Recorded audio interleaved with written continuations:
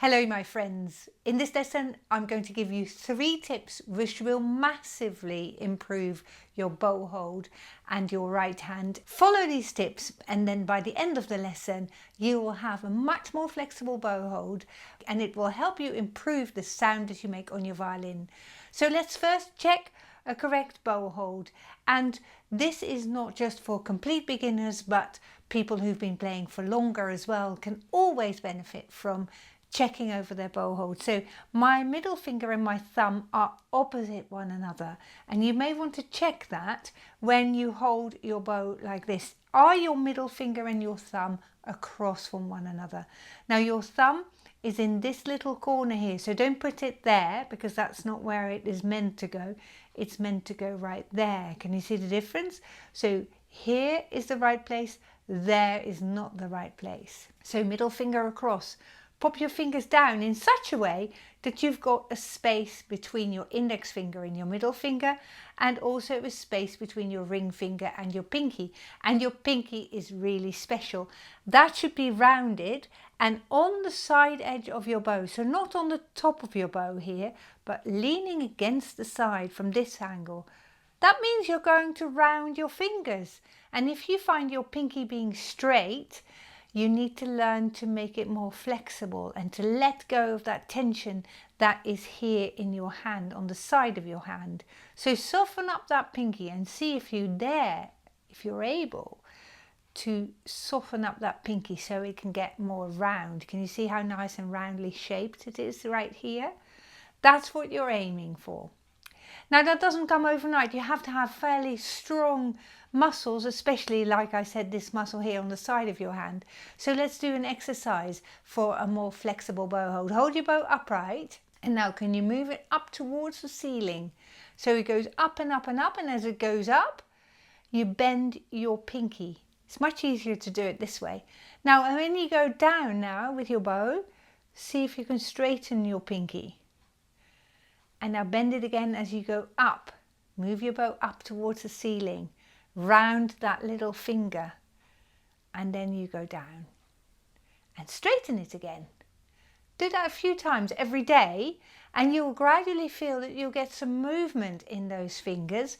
And that movement in your fingers we will need for bow changes at the heel of the bow. So let me show you that. So when I'm coming towards the heel of the bow, and I'll go and stand like this more. Take a look at that pinky. It's gradually bending, can you see?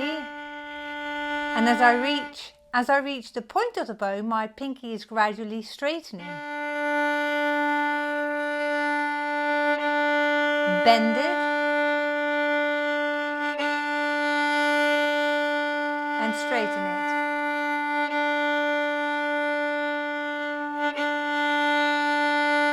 Lovely. Now try this same exercise, this time with your right shoulder down. Can you play it with me? So I'm starting with my fingers bent. I'm starting at the heel this time. Have your fingers as round as you can possibly get them. If you're just new to this exercise, it may well be that you can only go like this. That's okay. But after a couple of weeks of practicing this up and down exercise, you will suddenly find, oh, I can bend my fingers more. And that's where you're heading. So this is not an overnight cure, but you're working towards it. And again, now this time with your shoulder down.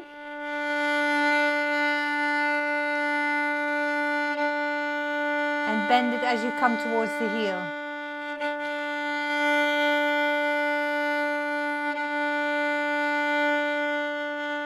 And that is a massive improvement to your playing. Really well done.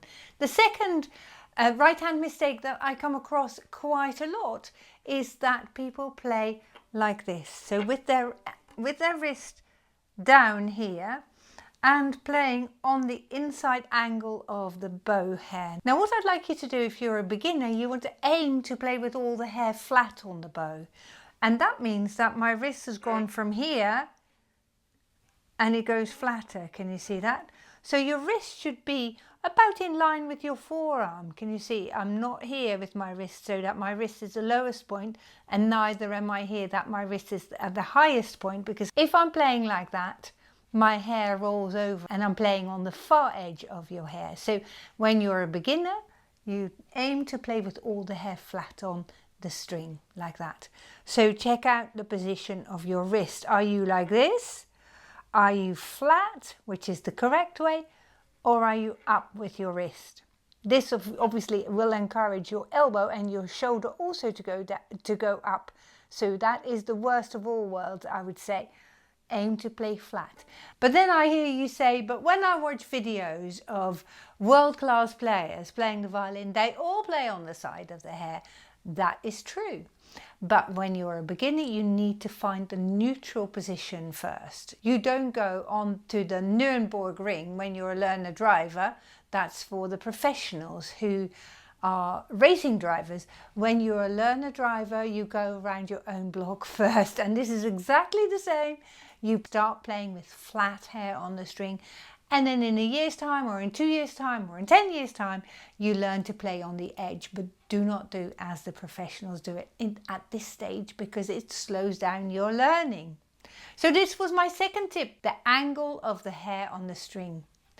Now, the next thing that we're thinking about is the pressure of the bow, the weight of the bow into the string. There's two different ways of approaching this. Lots of people think, okay, I need to play with pressure on the string, and they're going to put pressure on and pushing the bow into the string, as it were. Instead, I'd like you to think about this idea as weight of your arm going into the string. So instead of pressing the bow into the string, we're going to drop all of this down and we're going to go hang off the string. And that gives you much more natural sound than the pressure.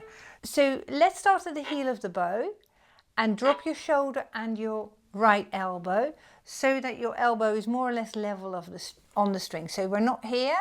I'm dropping it down quite a lot so I can feel the weight of my hand dropping into the string. That's a really weird concept when you're a beginner. You don't feel the weight, but later on you will. So you want to hang off that string, and now see if you can make a sound. Don't worry if it's scrunchy at the start. We'll learn to control that.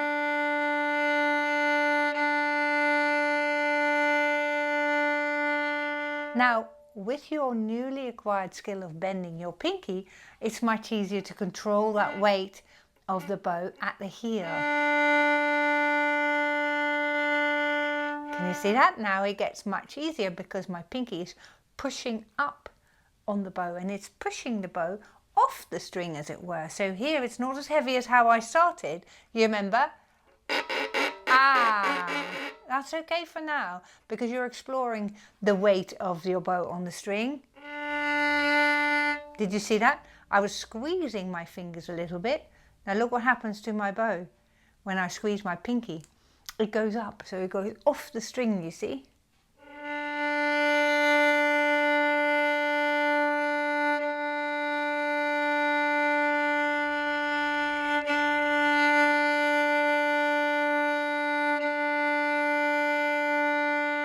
Amazing. But be very careful when you think, okay, I need to lift the bow off the string. I mustn't play with too much weight because otherwise I get that scratchy sound at the heel of the bow. Be very careful of not lifting the bow off the string. First of all, you're creating tension in your shoulder. Secondly, you lose the intensity altogether.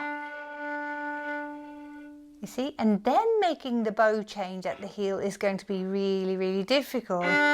You get creating an accent, you see? So bend your fingers as you play up and then release your fingers as you go down. So that is the best thing you can do today, is practice your up and down exercise. And we've come full circle now with your lesson. Practice that. It makes for really smooth bow changes at the heel, but it will also enhance your being expressive with your violin because you can vary the weight of your bow. Bear in mind always to play with your hair flat on the strings when you're a beginner violinist. I very much appreciate you watching today. So if you've enjoyed this, please subscribe to the channel. I would also encourage you to become a member of Henriette's Violin Club if you're into more extension material. There are lots of videos in the membership area of this channel where you can improve your bowing technique and where you can learn to play in the third position, and where you can, for instance, learn to play Suzuki Book 3. I will put a link to more bowing exercises for you to watch if you're into that right there, so go check those out. Have a wonderful day, my friends.